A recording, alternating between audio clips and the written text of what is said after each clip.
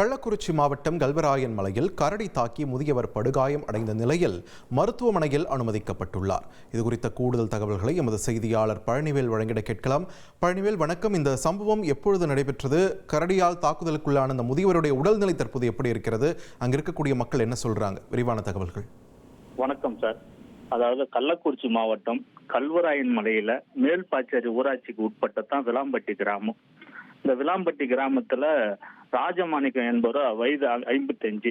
இவர் ஆடுகள் மேய்த்து கொண்டு இருக்கிறார். இவருக்கு சொந்தமா ஒரு 10 ஆடு வச்சுக்கிட்டு அவரு காலையில ஆடுகளை ஓட்டிட்டு போவாரு. மேய்ச்சிட்டு திரும்ப மாலை 6 மணிக்கு வீட்டுல திரும்ப பட்டியல கட்டிடுவாரு ஆடுகளை.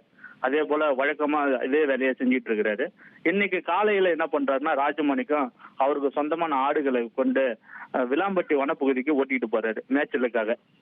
மேய்ச்சிட்டு இருக்கும்போது மதியம் 1 மணி அளவுல விளாம்பட்டி ஓடை வனப்பகுதியில் உள்ள ஓடையில ஒரு 2 ஆடுகள் மட்டும் தனியா பிரிஞ்சு ஓடிடுது. அதை கண்டுபிடிச்சு ஓட்டிட்டு வர்றதுக்காக ராஜமாணிக்கம் போறாரு அந்த ஓடை பகுதிக்கு.